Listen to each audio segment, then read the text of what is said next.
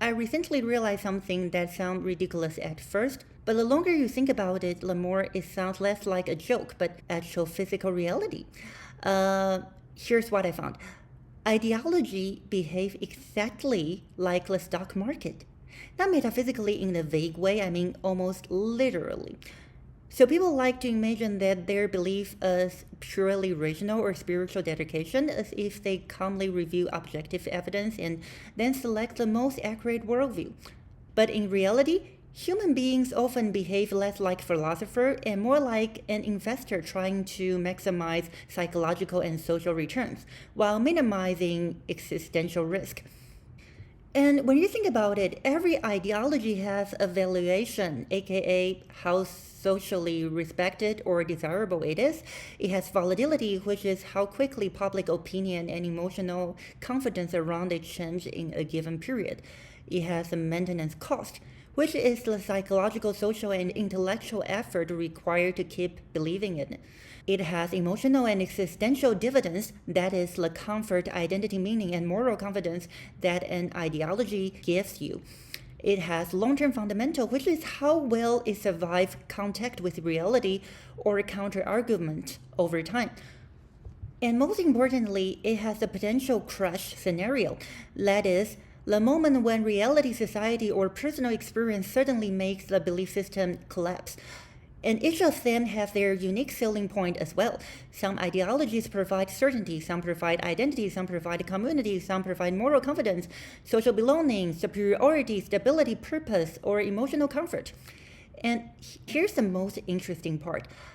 Given the fact that we live in a society, ideologies does not operate in isolation. Its valuation, its psychological and social dividends and maintenance cost will change when the society changes. Because of the valuation of an ideology is not determined only by whether it is true or whether you are dedicated enough. It is also determined by how well it satisfies psychological and social needs within a particular time frame or environment.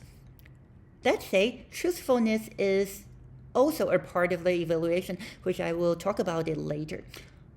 But right now, I want to stress that if you unfortunately invest in an ideology that later crashes, especially when you are older and no longer have the flexibility to adjust or adapt, it can have real psychological, financial, and even physical consequences, and it can be devastating. I will explain why crash could happen, what the factor that might lead to an ideological crash, and what the potential consequences are through a case study, Young Earth Creationism. So let's go. For those who don't know, Young Earth Creationism is the belief that the universe was created by God only a few thousand years ago, usually based on a very literal interpretation of the book of Genesis. While it became especially popular among conservative Protestant, evangelical, and fundamental communities in the United States during the 20th century, a broad assumption of a relatively young Earth existed throughout much of the early Christian history before modern geology and evolutionary science emerged. At first glance, young Earth creationism might look like just a theory about how the universe began. But for many believers, it was far deeper than that. It functioned almost like a complete civilization level meaning package. If Genesis was literally true, then the entire worldview built on top of it also feel validated. That include morality, gender roles, human purpose, suffering, authority, family structure, politics, and even a person's place in the cosmos. The ideology did not simply explain the origin of Earth. It stabilized an entire psychological and social reality. Attacking one part of the system could therefore feel like threatening the entire structure of meaning itself. And many communities believing in young Earth creationism were not just spiritually rewarded, but also socially rewarded. You gain trust, belonging, moral certainty, and community approval by believing in it. That is what I mean by ideology behaves like a market. Value rise when enough people collectively agree that something has value. However, the reality eventually acts like a market regulator. The problem for young Earth creationism was not that one evil scientist attacked Genesis with a communist rock hammer. The problem was the reality itself. By the 1800s, geology already made literal timeline of young Earth creationism hard to defend. Rock layer looks less like no, I have a rough weekend and more like unimaginably ancient processes. As modern geology and physics advanced in the late 19th century and early 20th centuries, scientists developed radiometric dating methods that provide increasingly strong evidence that Earth is vastly older than a few thousand years. Modern geology now dates Earth to about 4.54 billion years, supported by multiple cross-checking dating methods, not one fragile technique. And this is where the ideology becomes psychologically expensive. Court, universities, medicine, and education system increasingly reject creationist claims. And to counter this, many creationist communities have to build an entire parallel intellectual infrastructure, like the alternative research institutions, private schoolings, legal defense organizations, homeschooling networks, and full-time apologetic ecosystem decide to defend the worldview against an increasingly hostile evidence environment. At that point, maintaining the ideology no longer meant simply trusting God. It meant continuously explaining why modern geology, astronomy, genetic, paleontology, and physics all seems to independently arrive at the conclusion that contradicted a literal Genesis timeline. And the more scientific fields converged on the deep time, the higher the maintenance cost became. More and more people have to adapt their worldview, while the ones who remained had to pay increasingly elaborate psychological and even sometimes financial maintenance costs to defend the worldview, let alone the opportunity cost of isolating themselves and their children from the shared scientific reality that modern civilization increasingly operated on top of. So now, this is the uncomfortable part. It is very easy to look at young Earth creationism from the outside and think, well, obviously that was fragile. But every fragile ideology feels obvious only after the crashes.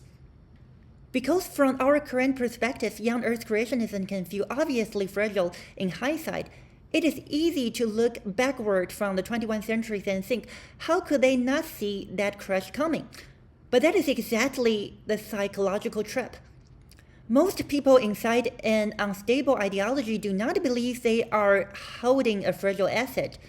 In the early 1800s, many believers genuinely thought their worldview rested on the unquestionable foundation. Their institutions were powerful, their community reinforced the belief, their moral system felt coherent, and their social environment rewarded conformity. And perhaps most importantly, the maintenance cost still seemed manageable because the surrounding information environment had not yet fully shifted against them. In other words, they did not feel like irrational people clinging to a collapsing worldview. They feel normal, stable, and morally grounded, which means there is an uncomfortable possibility that applies to all of us. You might already be holding the young Earth creationism of your own era, not necessarily literally, but structurally. Some beliefs that currently feel emotionally obvious, socially reinforced, and morally unquestionable or intellectually untouchable may eventually encounter reality conditions that radically changes valuation. And if that happens, the people inside the system usually do not notice it first. The maintenance cost rise slowly, and then certainly. And before you know it, you are caught holding a bag. So the real question is not how could those people believe that? The real question is how do you identify whether your own ideology has crash potential before the market corrects? This reveals one of the most important rules of ideological investing. Not all ideologies are created equal. Some ideologies have stronger fundamentals, and those fundamentals are usually determined by how well an ideology adapts to three major meaning market regulators: physical reality, information flow and communication infrastructure, and human psychological needs. First, physical reality is the gravity of meaning market. It does not care about your feelings, your culture, your aesthetic, or how many YouTube apologetic channels you subscribed at 3 a.m., okay? If your ideology says disease is caused by demons, but antibiotics keep outperformance exorcism with statistically reproducible results, your worldview starts accumulating existential debt. At first, you could explain away a few inconsistencies, but eventually the maintenance cost become accumulated. You need increasingly elaborate explanation for why airplane designed with physics remain airborne while a broom does not. As a result, an ideology that is able to adapt to physical reality and evidence generally will be able to better survive over time. So to understand which ideologies survive and which ones decline, we need to zoom out from young earth creationism and look at a much bigger market crash, the postmodern era. And by postmodern era, I mean the period when many people began losing confidence in grand narratives like religion, nationalism, enlightenment progress, scientific certainty, traditional morality, capitalism, socialism, and even the idea that history was moving towards some obvious better future. The 20th century was basically a series of catastrophic earning report for all human ideology. 2 World War, colonial collapse, nuclear weapons, propaganda, failed utopian projects, consumer capitalism, mass media, and later the internet all made people suspicious of any ideology that claimed to explain everything. Postmodernism, in simple terms, is what happened when society started asking, wait, who created all this narrative? Who benefit from this story? And once enough people started asking those questions, the meaning market entered a correction. Some ideology crushes, some adapted, some become more niche. Some become emotionally safe havens, and some surprisingly survive because they were adaptable enough to absorb the shock. For example, while some traditional narratives and major religions face significant headwinds during the postmodern era, they decline more slowly than young earth creationism because they were broader and more adaptable. Unlike highly specific literalist claims, larger traditions can reinterpret or absorb contradiction, or focus on ritual, community, and moral meaning rather than on defensible empirical claims, but continue paying social and emotional dividends. And I think the best counterexample here is the blue chips ideology called Rationality. It's unusually resistant to physical reality due to its self-adaptive mechanism.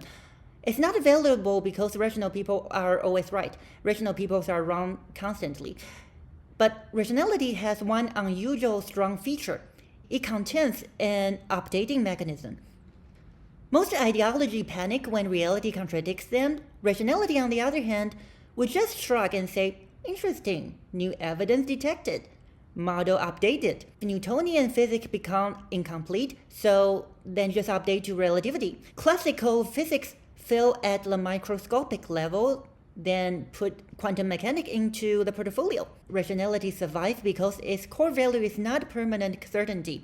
Its value is adaptability. This is why rationality functions like a blue chip stock in the modern meaning market.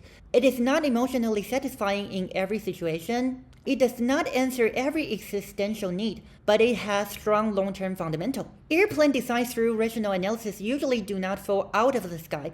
Medicine developing through scientific reasoning usually outperforms faith healing. Reality keeps rewarding rational systems because physical laws do not care about human comfort. Rationality is also relatively resistant to second market regulator, information flow and communication infrastructure. Information flow and communication infrastructure is what happened when isolated ideology village suddenly get fiber internet. For most human history, belief system survives partly because your local priest, emperors, or village elder control what information you got to receive. But the printing press, global trade, mass literacy, the internet, smartphone, and social media transformed the meaning market into a full-out 24/7 PvP server.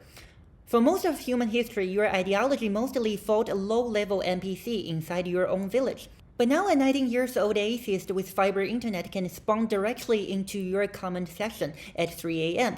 and start combo attack your entire worldview, while a Buddhist monk, a crypto bro, and a Catholic tradwife spend a debuff from the sidelines. Suddenly, your worldview is no longer competing against 3 neighboring villages. It is competing against every historian, scientist, Redditors, podcaster, TikTok conspiracy theorist, and obviously Wikipedia editor simultaneously. Medieval Europe could maintain geocentrism for centuries, partly because your average peasant was not watching astrophysics explainer on YouTube while doom scrolling Twitter during lunch break, right? But rationality usually can survive this insane informational warfare environment better than most ideology.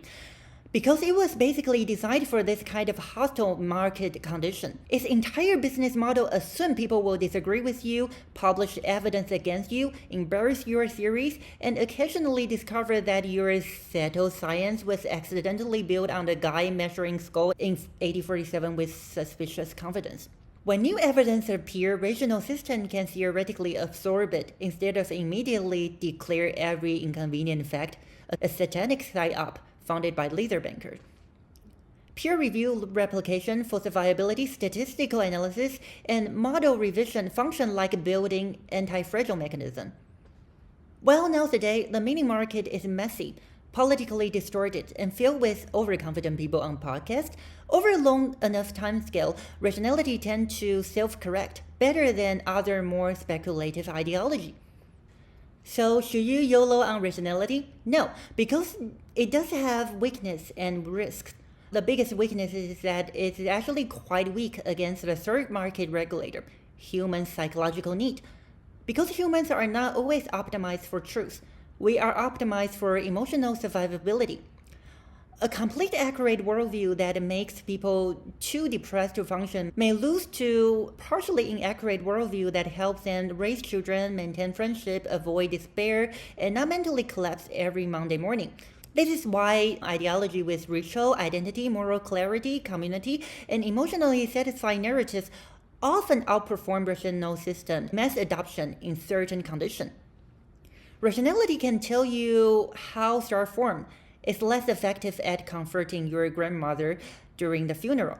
Humans do not always want the best explanation based on available evidence. They want hope, belonging, meaning, forgiveness, transcendence, and hot people who agree with them on the internet. And honestly, history repeatedly showed this. The Enlightenment helped weaken the political and intellectual authority of traditional religion in part of the Europe. And nationalism later emerged as one of the several major replacement sources of collective meaning and social identity. The Soviet Union aggressively attempted to replace religion with state ideology, political ritual, symbol iconography, a historical narrative, and quasi-religious devotion to the leader, suggesting that large society often continue to generate emotionally charged meaning structures even after rejecting traditional religions or traditional narratives. So rationality is not enough. Human beings do not only need accurate model. They also need beauty, ritual, belonging, identity, emotional warmth, and reason to keep living. And let's face it, even for blue chips ideology like rationality, you shouldn't put all your eggs in one basket. So if you want to diversify your ideology portfolio, you can buy an ETF called Pluralism. Pluralism is an ideology ETF that helps you automatically diversify your ideology portfolio. Instead of putting your entire emotional net worth into one worldview, pluralism spread exposure across multiple meaning systems. A little bit science, a little bit Buddhism, a little bit humanism, a little bit existentialism, a little bit liberalism, and a little culture tradition, a tiny emergency allocation into astrology during emotionally catastrophic life event. But the risk is that its evaluation tends to go down when the overall meaning markets go down. At first, pluralism performed well under postmodernism. This is important because pluralism does not immediately decline when deconstruction begins. In the early stage, postmodern critiques makes people realize that single grand narratives are unstable. Once people see the risk of investing everything into one exclusive ideology, diversification becomes attractive. Pluralism feels flexible, educated, tolerant, and emotionally safer. But then postmodernism keeps going. Eventually, the thought changed from, maybe this ideology is bullshit to, wait, maybe all ideology is bullshit. This is when pluralism began to struggle. Pluralism depends on the broader meaning market still have value. If many belief systems remain partially meaningful, pluralism can diversify across them. But if confidence in the entire market decline, the ETF made of unstable assets still lost value. It may be safer than going all in on one collapsing ideology, but it is still exposed to general market decline. Another risk is that pluralism also has limited exposure to exclusive ideologies such as fundamentalism. When this high conviction asset becomes overvalued during period of panic, pluralism may underperform the broader market. So what can you do to hedge against a total mini market crash? Well, you can buy Cynicism Volatility Index. Cynicism is the volatility index of the mini market. It raises when institutions fail, when hypocrisy is exposed, when corruption becomes visible, when social trust collapses, and when every grand narrative starts looking unstable. Every scandal is a bullish news for cynicism. Every contradiction increases valuation. As you can see during the postmodernism era and the meaning crisis, its valuation jumped way up. This actually explains a huge amount of modern internet culture and where irony becomes emotional risk management. People avoid sincere beliefs because sincerity feels dangerous in the high volatility meaning market. If you believe in something that later collapses, you suffer. If you expect everything to fail, every failure becomes confirmation instead of heartbreak. Cynicism protects people from disappointment. It gives emotional returns through detachment, superiority, and preemptive distrust. It gives you a sense of superiority when you see, all these stupid people believe in this stupid bullshit, but I'm above it. But cynicism has serious maintenance cost. Human beings are not designed to live forever without trust, hope, or sincerity.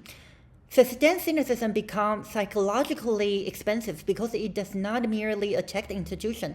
Eventually, it attacks meaning itself. And the funniest problem is that advanced cynicism eventually becomes cynical about itself. If every ideology is unstable, performative, and socially constructed, then cynicism itself is also unstable, performative, and socially constructed. The anti-ideology becomes another ideology. The hedge itself becomes the position you hold. Yes, I know all of you are looking at this red line here. Don't even think about it, okay? Fundamentalism is a purely speculative asset. It actually has very weak fundamentals. The valuations tend to be highly cyclical, and it comes with a severe tax complication. Social lock-in clause, mandatory recurring donations, high emotional withdrawal penalties, and in some cases, a complete inability to liquidate your position without losing your family, community, and an entire identity portfolio. A lot of investors see the short-term emotional dividends and think that they discover alpha, but they forgot that the maintenance cost compound aggressively over time. Before you know it, you are paying 10% of your income every month in maintenance fee and fighting stranger online at 2 a.m. to defend a position that is undefensible, okay? So if you are a long-term investor, I don't recommend this one. But I can explain why they peak during a meaning crisis. Because here's the thing, fundamentalism tends to moon exactly when the meaning market becomes unstable.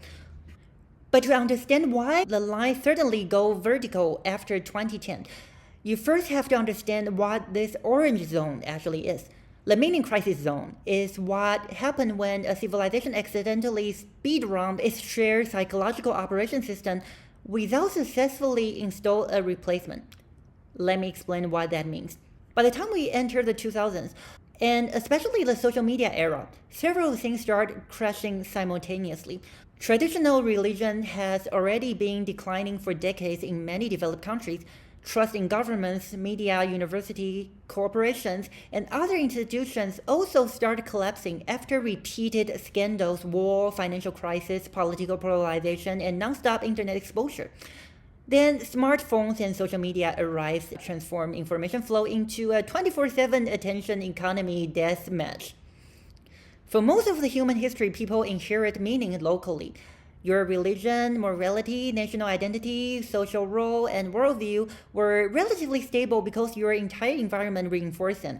But now your brain wakes up and immediately absorbs 900 mutually contradictory worldviews before the breakfast. One guy says capitalism destroys humanity, another says feminism destroys civilization, another says religion is fake, another says atheism caused a moral collapse, another says AI will replace your job, another says masculinity is dead, another says masculinity is the solution. Meanwhile, TikTok's showing you Buddhist monk, a gym influencer, a communist streamers, a trad wife, a neuroscience podcast, a conspiracy theorist, all within 6 minutes, while your dopamine receptor file for bankruptcy protection. This is the orange zone. The postmodern era helped create this environment because it spent decades cushioning grand narratives and institutional authority. Again, some of those critiques was justified. Many systems genuinely deserve criticism. But once society normalized permanent skepticism toward every truth claim, every institution, and every shared narrative, people gradually lost confidence not only in bad meaning systems, but in meaning systems themselves. And humans are psychologically very bad at existing inside permanent ambiguity. So when the meaning market becomes this fragmented, fundamentalism suddenly becomes extremely attractive because it functions like a psychological emergency shelter during an ideological hurricane. It basically says, no, stop overthinking. The world is simple. Here's the truth. Here's the morality. Here's your identity. Here's who you trust. Here's who to believe. Here's who to blame. Here's your purpose. That level of certainty becomes emotionally intoxicating when people feel overwhelmed by complexity, instability, loneliness, algorithmic chaos, and collapsing institutional trust. Which is why the red line peaks specifically inside the meaning crisis zone. Not necessarily because fundamentalism suddenly developed amazing fundamentals, but because uncertainty itself increased demand for rigid certainty asset. In market terms, fear drives capital into psychologically stable-looking positions, even if the underlying asset remains volatile long-term. And that is why fundamentalism behaves like a high-performance crisis asset, while also being extremely high leverage. And yes, I know some of you are looking at this weird little blue dotted line here, wondering what the hell that is. Yeah, there is a new trading technology. It's called Metamodernism, very experimental asset class. So how do it work? Actually, even I'm not completely sure how it works, but I will do my best. So if you have researched how Metamodernism works, it sounds completely insane. Because the core strategy is basically simultaneously believe and not believe at the same time. And sometimes you believe in a narrative and sometimes you do not. But also at sometimes you believe and disbelieve at the same time. But strangely enough, it's been showing surprisingly strong performance under late-stage meaning market condition. Instead of trying to restore naive certainty or permanently destroy belief altogether, Metamodernism is an attempt to create an adaptive strategy capable of surviving after the collapse of certainty. It essentially accepts the postmodernism critique while refusing to emotionally die inside of it. In practical terms, Metamodernism behaves less like a traditional ideology and more like an AI-assisted adaptive trading algorithm, constantly rebalancing exposure between competing human needs.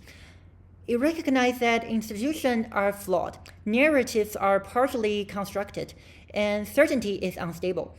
At the same time, they also recognize that human beings still require meaning, hope, emotional attachment, beauty, ritual, belonging, morality, and purpose in order to psychologically function. So the metamodern strategy becomes something like this. Participate sincerely, but with self-aware. You allow yourself to love things while knowing that they are imperfect. You commit to institutions while recognize their contradiction. You build meaning while understand that meaning is partly construct. You maintain hope without requiring absolute certainty. You continue emotionally investing in civilization despite fully understand that civilization is historically chaos, irrational, and occasionally indistinguishable from an AI-generated slop. This creates an unusual form of ideological behavior that isolated continuously between sincerity and skepticism. When society becomes too naive, metamodernism increased critical distance. When society becomes too cynical, it reallocated back into hope, beauty, emotional warmth, and genuine participation. When rationality becomes emotionally steroid, it reinvests into art, ritual, and community. When emotional narratives drift too far away from the reality, it hedges back into evidence and critical thinking. And strangely enough, this adaptive structure appears unusually resistant to all three major mini market regulator simultaneously. It performed relatively well against physical reality because it allows updating and revision. It survived modern information warfare because it already assumed contradiction, uncertainty, and incomplete knowledge. And psychologically, it remained competitive because it still provides emotional and existential dividends instead of reducing human existence into ironic detachment or rational calculator. Unfortunately, there is one major problem. The strategy is cognitively exhausting. The human brain essentially has to maintain control ambiguity indefinitely without collapsing into either naive belief or total nihilism. You have to sincerely care while simultaneously understanding that the certainty is impossible. You have to emotionally commit while remain intellectually flexible. You have to avoid becoming delusional without becoming emotionally empty. In other words, metamodernism often feels like running two contradictory operational systems at the same time, while hoping the hardware does not overheat. And honestly, many people cannot sustain that level of psychological complexity for very long. The average human nervous system generally prefer either stable certainty or stable detachment because both consume less cognitive energy. Metamodernism, meanwhile, demands constant emotional recalibration under unstable market conditions. So I'm not claiming metamodernism is a perfect asset. I'm saying that it may currently be one of those few meaning investment strategies capable of surviving late-stage internet civilization without collapsing into either complete nihilism, hyper-rigid fundamentalism, or permanent ironic paralysis. In market terms, metamodernism is essentially a high-maintenance adaptive strategy with unusual strong anti-fragile property, but extremely high cognitive operating cost, difficult to manage manually. But if operated successfully, it may be one of the few long-term positions capable of surviving civilization where every worldview is permanently exposed to global criticism, algorithmic amplification, and institutional distrust, informational overload, and 24 hours ideological PvP combat. Which is probably why this little blue dotted line keeps slowly going up. Okay, so this may be the final point of the entire ideological market explainer videos. Nobody truly exited, and it's a game that you cannot opt out. Even refusing ideology is an ideology. Cynicism is a position. Rationality is a position. Pluralism is a position. Fundamentalism is a position. Anti-ideology is still an ideology. It does not escape the market. It's basically just YOLO on cash. Human beings cannot avoid emotional investment in some framework or meaning because functioning itself requires assumption about reality. So the real question is not whether you have an ideology portfolio. You do. The question is whether you understand what are you holding. Are you overexposed to one fragile asset? Are you diversified but secretly hollow? Are you hiding in cynicism because sincerity feels too risky? Are you chasing fundamentalist certainty because ambiguity becomes unbearable? Are you holding rationality as a blue chip stock while forgetting that humans also need ritual, beauty, love, and emotional warmth? Or are you slowly building an adaptive portfolio that can survive context with reality? Because past ideological performance does not guarantee future existential return. Because honestly, the entire universe is absurd, and we will have to learn to be happy anyway, regardless of the absurdity of the universe. So I'm genuinely curious, what are your favorite ideological ETF stock, mutual fund, or extremely questionable meme coins? When do you start investing in that ideology, and what has the return on investment look like? Did it give you peace, community, superiority, anxiety, identity, or personality? And how much energy, emotion, and time are you still investing in it? Do you once heavily invested in certain ideology that later crushed, so you have to exit the position and adjust your portfolio? Let me know. And see you later. Happy investing. We built our gods like stock exchange signals by meaning in collapsing worlds. 信じたいだけなのか?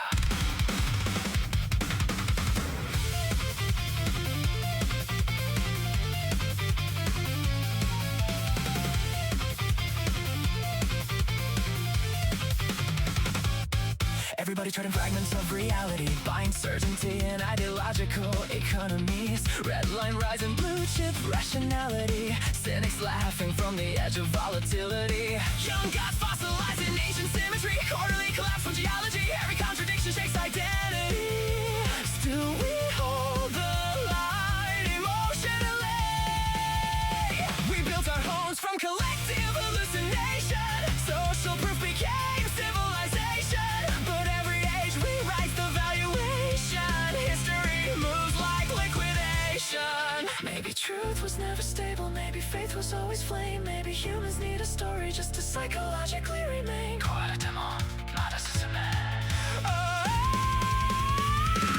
We are running through the meaning market fire, trying to survive our own desire. Every ideology spires, but the heart still screams for something higher. Portfolio of broken dreams, reality tears apart the seams. Still we dance inside the machine, searching for a truth that doesn't bleed. Inside the existential dark, even irony leaves a scar. When every worldview falls apart, postmodern ghosts inside the algorithm. Everything deconstructed into prism, truth collapsing into endless criticism. Now the whole world runs on nervous systems. Cynicism coming like a VIX explosion. Irony become a self-defense emotion. Everybody hedging every human devotion. Nobody believes in pure conviction. Tiny emergency astrology allocation. Late night spiritual diversification. Meditation mixed with nihilism. Welcome to adaptive pluralism. Rationality keeps updating even when the cosmos bends. Maybe wisdom is uncertainty. Maybe wisdom just adapts again. We are children of collapsing stars, trying to map psychological scars. Every system leaves us lost till we pay the emotional cost. Even cynics need a light. Even skeptics fear the night. If all meanings artificial, why does losing it still hurt inside? Recursive loops inside the dark. The anti-ideology becomes another part of the same collapsing market chart. Maybe that's the secret. Not certainty, not permanent truth, not perfect